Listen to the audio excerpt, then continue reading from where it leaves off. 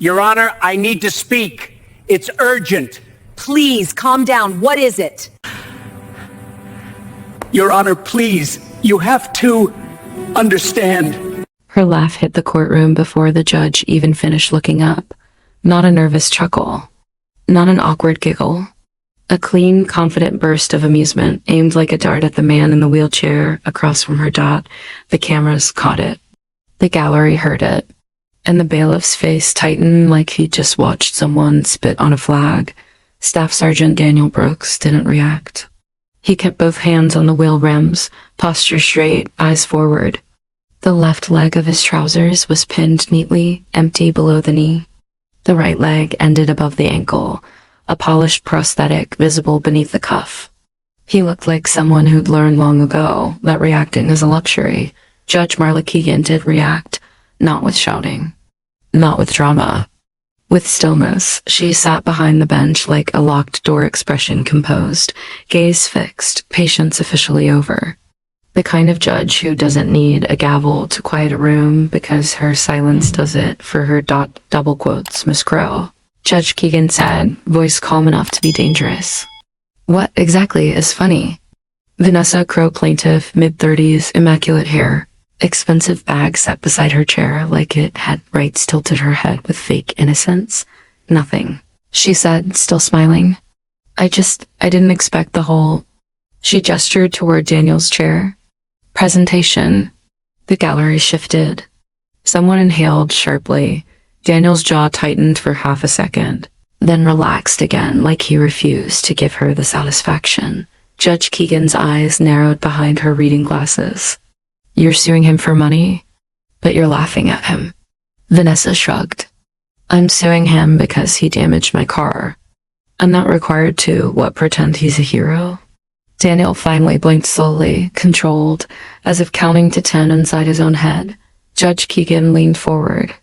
You are required to behave with basic decency. Vanessa's smile thinned. I am decent. He's the one who rammed into me. Daniel's attorney, Mr. Patel, rose. Your Honor, Judge Keegan raised one hand without looking away from Vanessa. Not yet. Let her commit to her story. Vanessa lifted her chin, believing she was winning. It happened in our building garage. I was pulling in. He came flying around the corner, hit the side of my SUV with his chair, and left a gouge. Then he acted confused and tried to use the whole veteran thing. So I'd feel guilty. Judge Keegan didn't blink. How much are you asking for? Vanessa flipped a paper like she was proud of it. $3,200 for repairs. $400 for a rental. And she looked directly at Daniel now with a cruel little smile. Additional damages for emotional distress. Because honestly, the way he stared at me after, it was scary. The word scary hung in the air like smoke. Daniel's fingers tightened on the rim of his wheel. Judge Keegan's tone sharpened. You're alleging he threatened you? Vanessa spread her hands. He didn't have to say anything. It was intimidating. Daniel's voice came out steady, low. I didn't touch your car. Vanessa scoffed. Of course you didn't. Judge Keegan turned her gaze to Daniel. Her voice softened slightly, not sympathetic, focused. Mr. Brooks, tell me what happened. Time, location, and don't guess. Daniel nodded. Tuesday night, around 8:40, lower level garage. I was going toward the elevator. She reversed fast and clipped the concrete pillar. It made a loud sound. She jumped out, saw me, and started yelling like it was my fault. Vanessa snapped, liar. Judge Keegan looked at her once. Miss Crow, if you interrupt again, you can explain your case from the hallway. Vanessa pressed her lips together, furious. Daniel continued, voice controlled. She walked around her SUV looking for damage. She saw the scrape from the pillar. Then she pointed at me and said, perfect. You'll do. A ripple moved through the room. Judge Keegan's eyebrow lifted. She said that? Daniel nodded once. Yes. Then she said if I didn't pay, she'd call the police and tell them I attacked her. Vanessa laughed again, short, sharp. That's insane. Judge Keegan didn't react to the laugh. She looked at Mr. Patel. Evidence? Mr. Patel held up a flash drive. Your Honor, we have garage security footage from 2 angles provided by the building management. We also have a statement from the garage attendant. And we have text messages Ms. Crow sent to Mr. Brooks afterward. Vanessa's posture shifted. Not panic yet. But the first warning flicker, Judge Keegan nodded to the bailiff. Bring the footage. The bailiff crossed the room with a tablet, set it on the bench. The screen lit up. Vanessa leaned forward, trying to control the moment with her eyes. Judge Keegan didn't press play immediately. She looked at Vanessa. One more time, the judge said. You claim he struck your vehicle with his wheelchair? Yes, Vanessa said quickly. And he fled. Judge Keegan's mouth tightened slightly. You're sure? Absolutely. Judge Keegan tapped the screen. The footage began with a wide shot of the lower garage. Quiet, echoing, fluorescent light. Daniel appeared first, moving steadily along the wall toward the elevator. He wasn't flying. He was moving at a careful pace, keeping distance from cars. Then Vanessa's SUV entered frame dash, reversing too fast. The vehicle's rear swung, and the bumper clipped the concrete pillar with a harsh scrape that echoed even through the tinny audio. Vanessa's SUV stopped. A second of stillness. Then the driver door flew open. Vanessa stepped out and looked at the pillar, looked at her bumper, then looked at Daniel. And on camera, clear as day, she pointed at him like she'd just found her solution. Judge Keegan paused the video right there. Vanessa's face tightened. Her smile gone, Judge Keegan stared at her. Ms. Crow? Vanessa swallowed. That doesn't show everything. Judge Keegan's voice stayed level. Then we'll keep watching. She pressed play.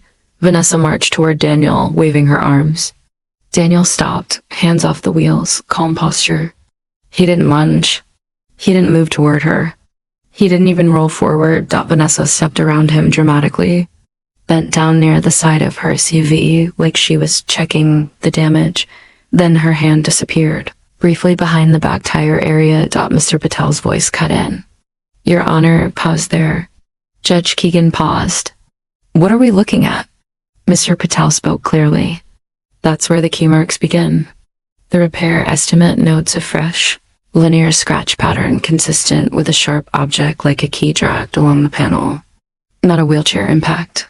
Vanessa snapped. That's ridiculous. Judge Keegan held up her hand. You will be quiet. She rewound a few seconds, played it again.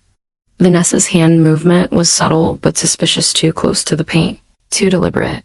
Judge Keegan leaned back, eyes locked on Vanessa. Did you key your own car? Vanessa's mouth opened. No sound came out. Judge Keegan didn't blink. Answer. Vanessa forced words out. No. Judge Keegan stared at her for a long beat. All right. Then she looked at Mr. Patel. You mentioned messages.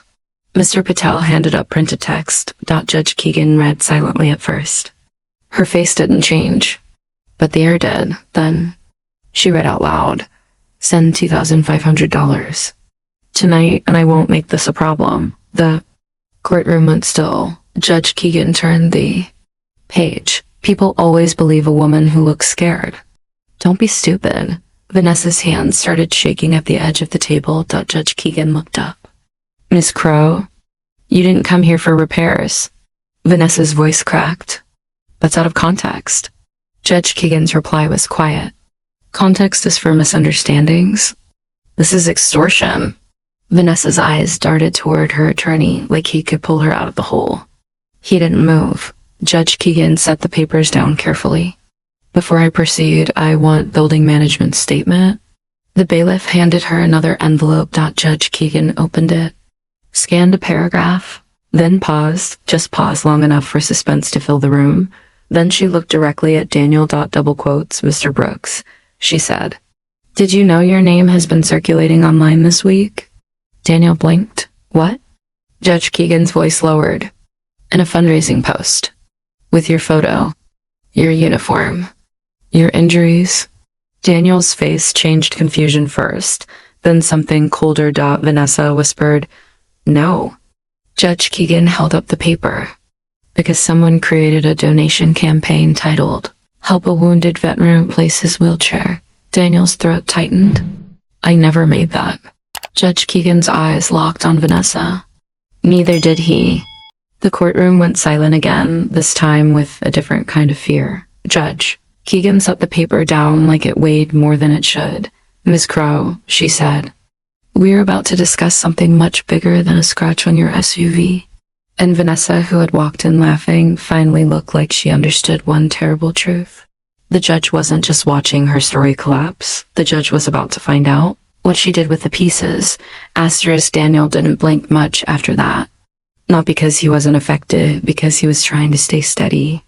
The mention of his photo, his uniform, his injuries being used online made his expression tighten in a way money couldn't fix. Judge Keegan kept her tone professional, but the courtroom could feel her anger in the precision of her pauses. Mr. Patel, she said, what exactly is this fundraising post? Mr. Patel stood, already prepared. Your Honor, 2 days after the garage incident, a GoFundMe campaign appeared in our neighborhood group and on 2 social media pages. It included Mr. Brooks' photo taken from a building event last year, along with details about his injuries, his apartment floor, and a claim that he needed donations for a new wheelchair. Daniel's voice came out rougher. I have a chair. My insurance covered it. Judge Keegan nodded once. Exactly. Mr. Patel continued. The post also implied he was being bullied by building residents and needed to relocate. Vanessa shook her head rapidly. I didn't do that. Judge Keegan didn't look away from her. You did it? Vanessa's voice rose in panic. No, anyone could have made that. Judge Keegan turned to the bailiff. Do we have a printout of the donation account details? The bailiff handed a document packet. Judge Keegan flipped through it, scanning. Then she stopped on a line and slowly lifted her eyes. This campaign links to a payment account, she said. Name on the account, V. Crow Consulting. Vanessa's face strained. That's not. Judge Keegan didn't raise her voice.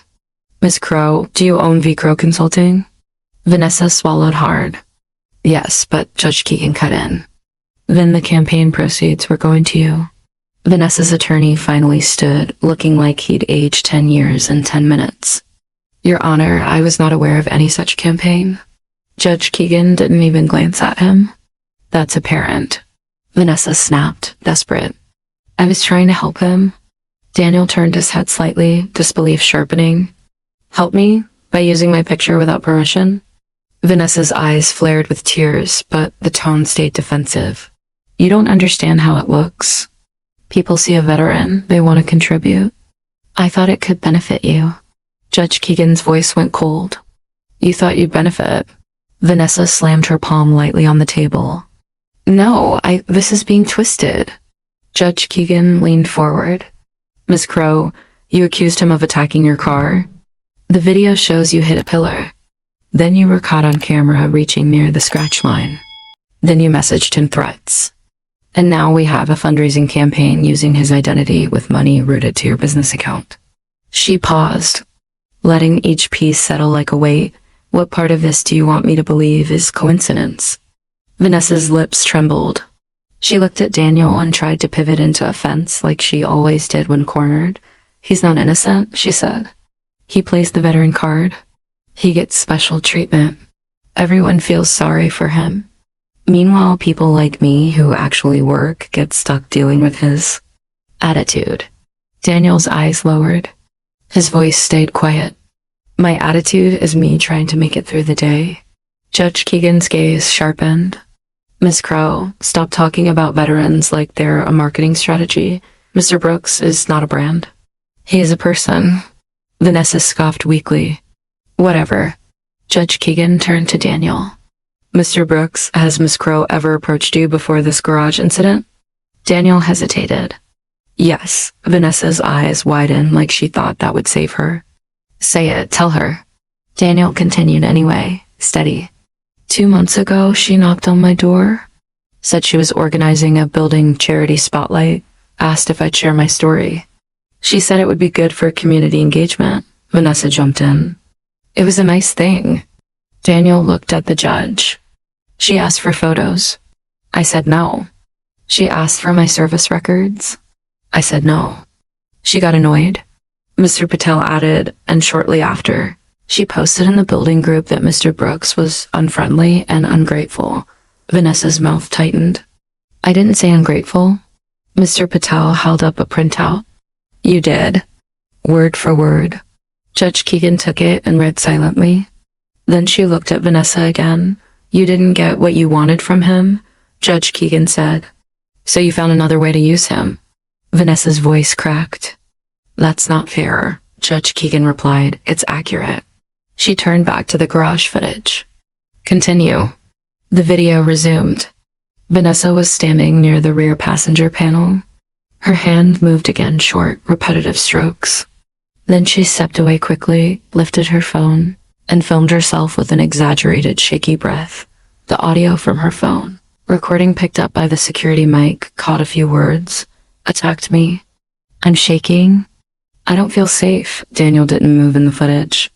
He stayed near the elevator, palms open. Trying to speak calmly, then Vanessa suddenly stepped backward toward him, close enough that if he moved even an inch, it could look like he was chasing her. She screamed louder, Don't come near me. Daniel's voice in the footage, Ma'am, you're the one coming near me. Judge Keegan paused the clip. The judge's eyes were hard now. Miss Crow, that was choreography, Vanessa whispered. No. Judge Keegan's voice sharpened. Yes, you staged fear.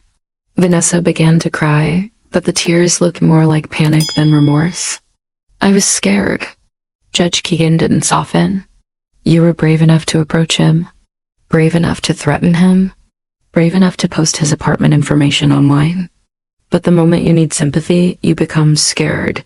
Vanessa's attorney tried again, voice careful. Your Honor, may we take a moment? No, Judge Keegan said. We're taking a moment right now, and we're taking it with truth. She turned to Daniel. Mr. Brooks, what happened after this incident? Daniel's throat tightened. I got notes under my door. Someone wrote, keep your dog under control, even though I don't have a dog. Someone else wrote, we know what you did.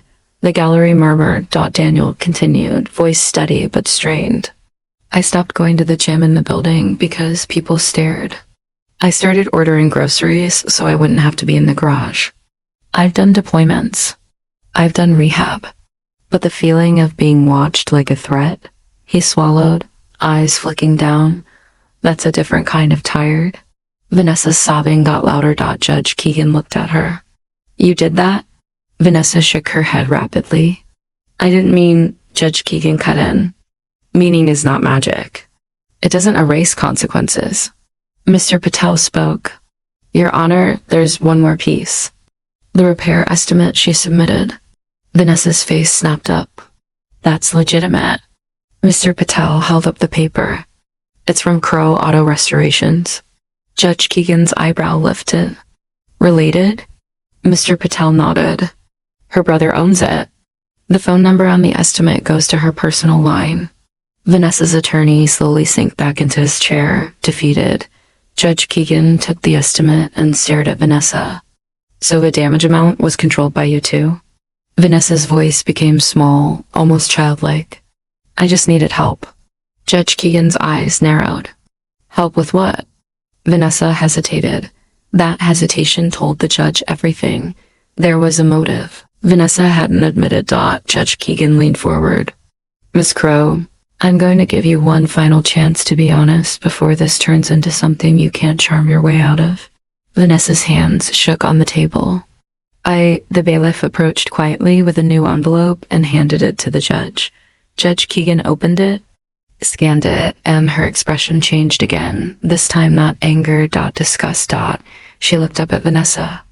Miss Crow, are you currently on probation for a fraud-related offense? Vanessa's eyes went wide. That's sealed. Judge Keegan's voice stayed calm. Not when you're in my courtroom trying it again. Daniel's face tightened. He looked like someone realizing the danger had been closer than he knew. Judge Keegan placed the document down carefully. Ms. Crow, she said, this case is no longer about a car. And it's no longer even about extortion. She paused. This is about a pattern. And Vanessa, who had laughed at the beginning, looked like she might finally understand what Judge Keegan was about to do. Not punish her emotions, expose her choices, Asterisk Vanessa's crying turned quiet, less dramatic. More internal, like she was realizing the room had turned against her completely and there wasn't a single person left to perform for. Judge Keegan didn't rush.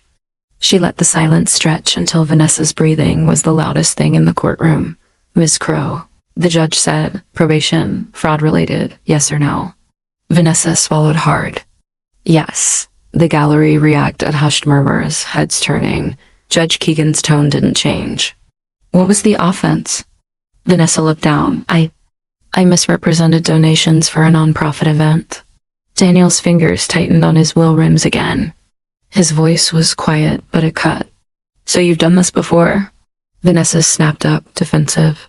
"It wasn't like that." Judge Keegan looked at her like she was tired of the same song. "It was exactly like that." Mr. Patel stood again. "Your Honor, the probation notice includes a condition that Ms. Crow not solicit funds under false pretenses." Vanessa's attorney flinched. As if hearing it out loud made it worse. Judge Keegan nodded slowly. "And yet she created a campaign using Mr. Brooks' name and photo?" Vanessa shook her head violently. "I was going to give him the money." Judge Keegan's eyes narrowed. "How much money was collected?" Mr. Patel checked his notes.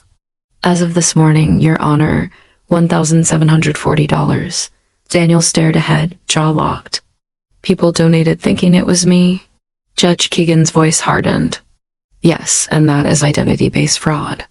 Vanessa's voice rose to pleading. "I didn't think," Judge Keegan cut in. "That's your problem. You don't think. You act. Then you cry when consequences show up." Vanessa's shoulders shook.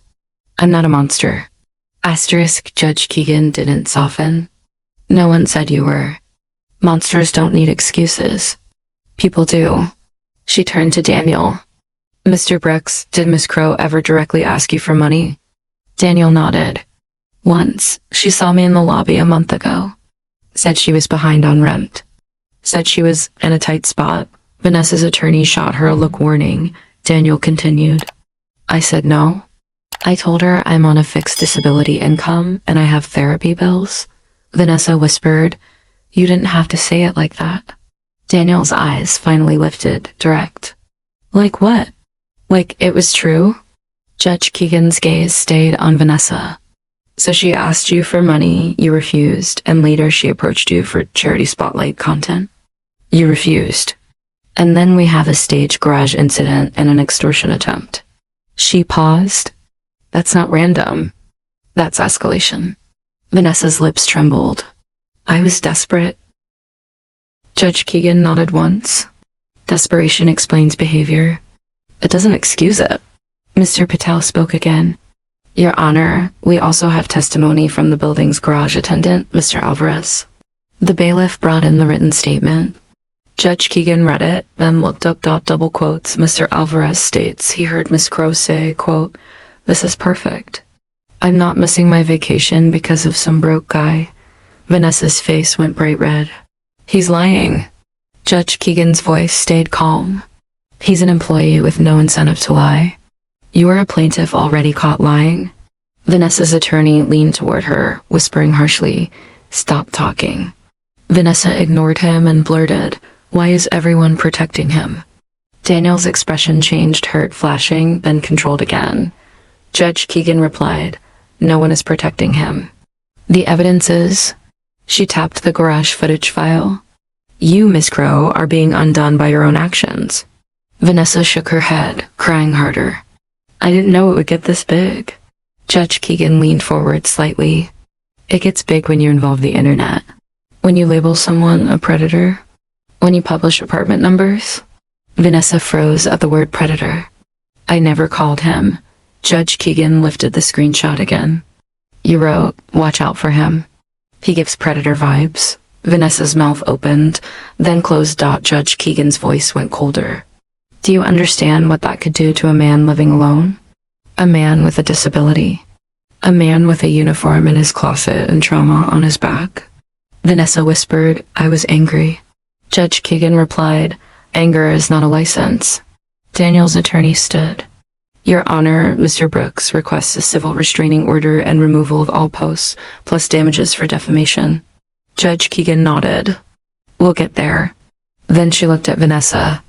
I want to know something before I rule. Vanessa looked up through tears. What? Judge Keegan's tone sharpened. When you whispered to him in the hallway today, when you said they always believe me, who is they? Vanessa's face tightened. The tears stopped for a moment. Her eyes started like she was searching for an answer that wouldn't reveal her. Judge Keegan waited. Vanessa finally whispered. People. Judge Keegan didn't accept it. Which people? Vanessa's voice cracked. Men get away with things. Women don't. So when I say I'm scared, people listen. Daniel's eyes narrowed. You use that. Vanessa shook her head quickly. I didn't mean like, Judge Keegan interrupted. Yes, you did. You weaponized a real societal problem for personal profit. And you aimed it at a man who did nothing to you. The gallery was silent now, no murmurs. No whispers, just a heavy stillness. Judge Keegan looked down at the probation notice again. Then she said something that made Vanessa's attorney sit up straight.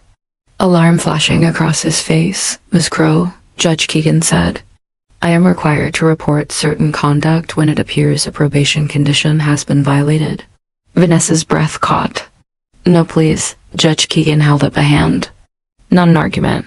Vanessa's voice turned frantic. You don't understand. If you report it, I could... Judge Keegan looked her directly in the eye.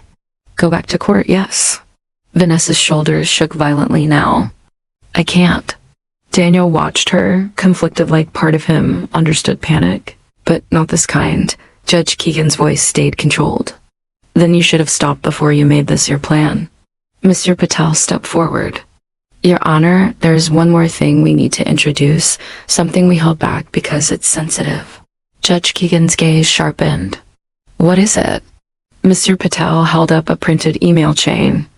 A message from Ms. Crow to building management. Sent the morning after the garage incident. Judge Keegan took it. Read the top lines, and her expression tightened. Vanessa whispered. Don't. Judge Keegan looked up. You wrote, I want him removed. I don't feel safe with him around. His disability makes him unpredictable. Daniel's face went still, like he'd been punched without impact. Judge Keegan's voice lowered. You used his disability as proof of danger. Vanessa sobbed. I was trying to protect myself. Judge Keegan replied, You were trying to protect your leverage? Daniel's voice came out quietly, and it carried. I spent a year learning to walk again. And she calls me unpredictable because my leg is gone. Vanessa's head dropped. Judge Keegan sat back, and for a moment, it seemed like the judge might rule right then, but she didn't. She opened a new file, one that hadn't been on the bench before. She flipped a page. Then another dot, and then she said calmly, Ms. Crow, I now understand why you chose Mr. Brooks. Vanessa looked up, terrified. What? Judge Keegan's eyes stayed locked on her. Because you assumed he wouldn't fight back. You assumed he'd be too tired, too polite, too afraid of looking aggressive to defend himself. Vanessa's lips trembled. Judge Keegan nodded toward the bailiff. Bring him the final exhibit. The bailiff walked forward with a small USB drive labeled with a single word, phone. Vanessa's eyes widened, panic flaring. Judge Keegan held it up. This was submitted by the building security supervisor. It contains a recovered recording from a device you left in the lobby restroom. Vanessa stood halfway out of her chair. That's illegal. Judge Keegan's voice turned razor sharp. Sit down. Vanessa froze. Judge Keegan continued, calm again. Ms. Crow, if you don't want the court to hear your own words, you should stop leaving them behind. She plugged the drive in. The audio file loaded. And the first thing Vanessa's voice said, bright, excited, not crying at all, was, okay. Plan B, if the scratch doesn't stick, I'll say he grabbed me. Asterisk, the courtroom didn't just go quiet after that. It went cold. Judge Keegan didn't move at first. The gallery looked like they forgot how to breathe. Even Vanessa's attorney sat perfectly still, like he could physically distance himself from what he just heard. Vanessa's voice on the recording continued. Casual and almost cheerful. I swear, people eat this up. The minute you say you feel unsafe, it's game over. Management panics, the cops panic, everyone panics. And then guess what? Settlement. Judge Keegan paused the audio. Vanessa's face had collapsed into something raw fear, stripped of performance. That recording isn't real, she whispered. Judge Keegan stared at her. It's your voice. It's your plan. And it's your choice. Vanessa shook her head rapidly. I never said that. Someone set me up. Judge Keegan's tone was controlled. The file has timestamps and device identifiers. The security supervisor recovered the phone you left behind. It logs to your email. Would you like to keep lying? Vanessa's mouth opened, then closed. She looked down at her hands like she was seeing them for the first time. Daniel's expression was tight, guarded. That audio wasn't just offensive, it was dangerous. It was the confirmation of the nightmare every man fears in silence. Being accused, labeled, destroyed, and knowing the truth might not save him. Judge Keegan turned to Daniel. Mr. Brooks, do you understand what she was planning to accuse you of? Daniel nodded slowly. Yes. Judge Keegan's eyes narrowed at Vanessa again. Do you understand what you were planning to do to him? Vanessa whispered, I didn't think it through. Judge Keegan's reply came instantly. You thought it through perfectly. You just didn't think you'd get caught. Vanessa began to sob again, harder now, shaking. I'm sorry. Judge Keegan didn't soften. Sorry for what? For doing it? Or for failing? Vanessa's sobs hitched. She couldn't answer. Judge Keegan leaned back and looked at Vanessa's attorney. Counsel, do you wish to continue? He stood, voice tight. Your Honor, I move to withdraw immediately. Judge Keegan nodded. Granted. Miss Crow, you can represent yourself for the remainder of today. You created this mess. You can sit in it? Vanessa looked like she might faint. I can't. Judge Keegan's tone was clipped. You can. Mr. Patel remained standing, calm. Your Honor, we would also like to introduce a statement from the tenant who recovered the deleted story post and the donation page logs. Asterisk. Judge Keegan nodded. Proceed. Mr. Patel handed more documents forward. The donation page used Mr. Brooks' photo from a private building event. That photo was taken by Ms. Crow. She was the event coordinator. Mr. Brooks did not consent to its use for fundraising.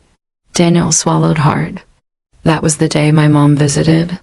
She took that picture while my mom was hugging me. Vanessa's sobbing quieted again. Judge Keegan's eyes sharpened. So she didn't just steal a photo. She stole a moment. Daniel's voice lowered. She used the one picture where I looked human. Not strong, just a son. The gallery looked shaken. Asterisk. Judge Keegan turned back to Vanessa. Why that photo? Vanessa's face twisted. Because it worked. Judge Keegan stared at her. Say that again. Vanessa's voice cracked. Because people donate when they see that. They feel something. Judge Keegan's tone became lethal. So you exploited his most vulnerable image because it worked. Vanessa buried her face in her hands. Mr. Patel continued. And Your Honor, the donation money was transferred out of the account in 3 withdrawals. 1 for a spa booking, 1 for airfare, 1 for a hotel deposit. Vanessa lifted her head, eyes wide. That was... Judge Keegan cut her off. That was the money. Don't insult my intelligence.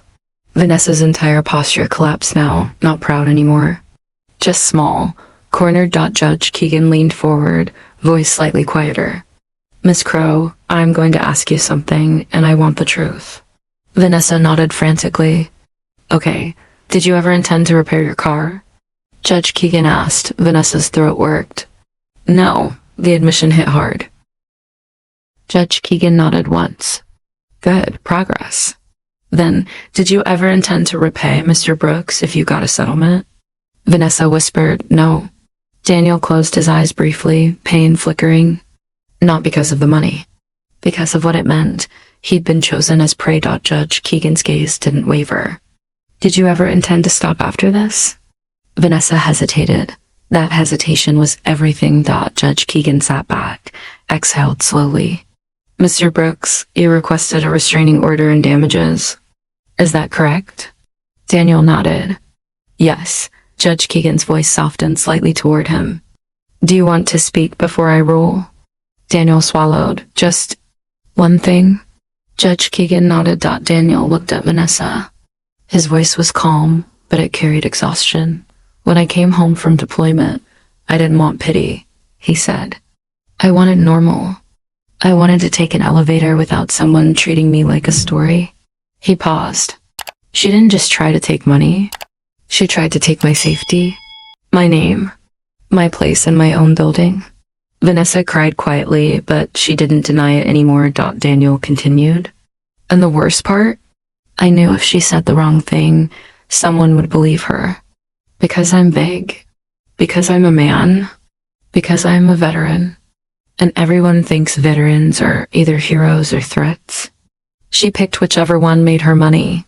Judge Keegan's jaw tightened. She looked at Vanessa again. Ms. Crow, she said, in my courtroom. You don't get to hide behind tears.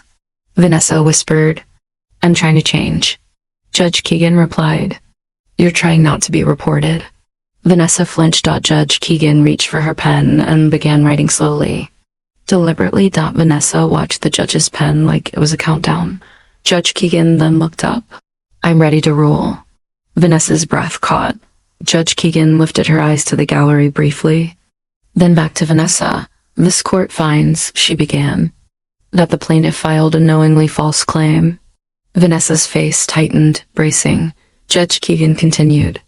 I find evidence of attempted extortion, identity-based fraud through unauthorized fundraising, and malicious defamation through online posts labeling the defendant a predator and publishing personal information. Vanessa started shaking harder. Tears spilling. Judge Keegan's tone stayed firm. This is not a misunderstanding. This is misconduct. Vanessa whispered, please. Judge Keegan held up a hand. Stop. She turned toward Mr. Patel. Mr. Brooks' counterclaim for repayment of the $900 supported. Mr. Patel nodded. Yes, Your Honor. Judge Keegan nodded. Granted. Vanessa exhaled in a broken sound.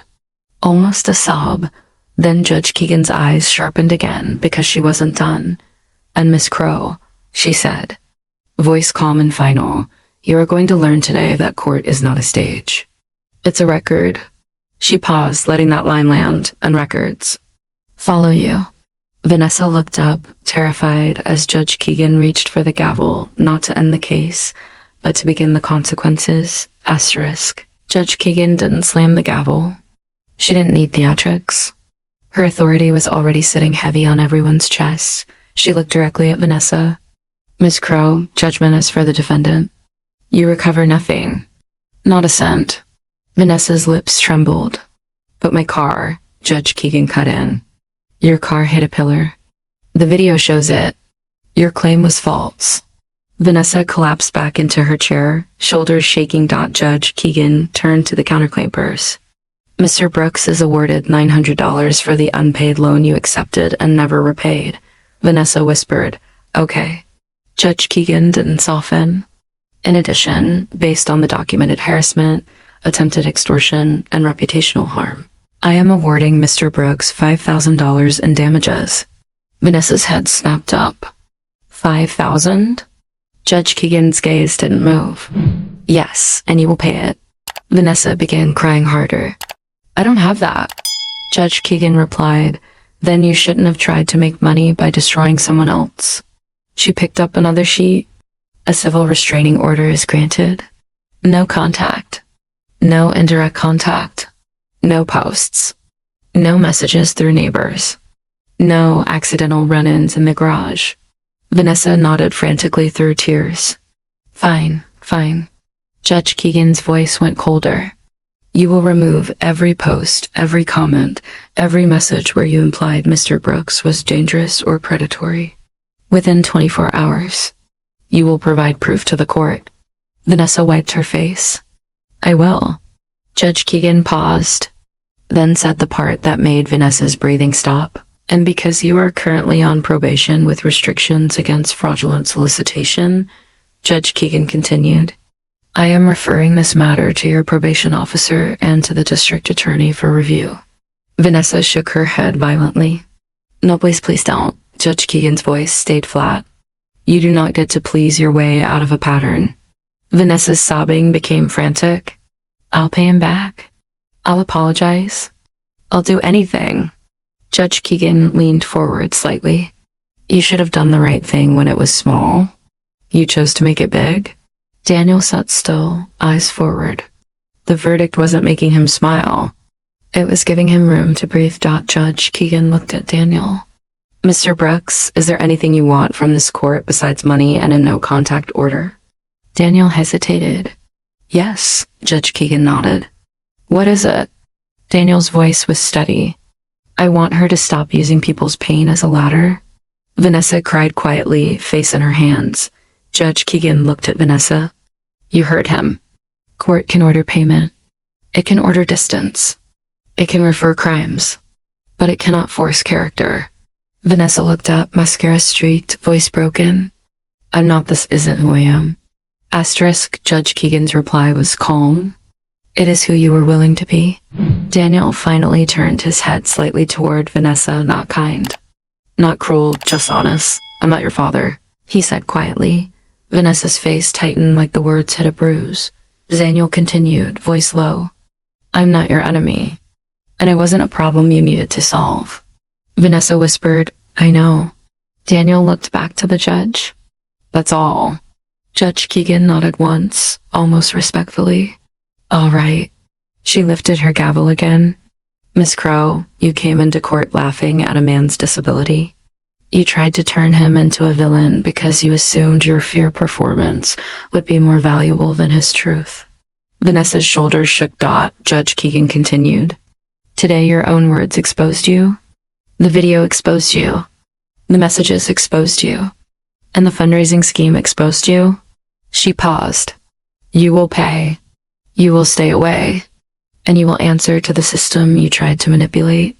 Vanessa whispered, barely audible. I'm sorry. Judge Keegan looked at her for a long moment.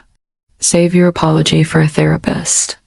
In this courtroom, we deal in accountability. Then the gavel came down sharp, final. Judgment for the defendant. Case closed. The bailiff called the next matter, but the room still felt stuck in the aftermath. Daniel rolled back slowly, careful, dignity intact. Not because he won, because he survived the kind of accusation that can ruin a life. Without leaving bruises, Vanessa remained seated, trembling, staring at the table like it might swallow her dot as people stood to leave. Judge Keegan's voice cut through one last time, quiet enough to feel personal. Miss Crow, she said, and Vanessa looked up, eyes wet. If you ever want to know why the court takes false accusations seriously, look at the man you tried to frame. Daniel didn't turn around. He didn't need to. The evidence had already spoken for him.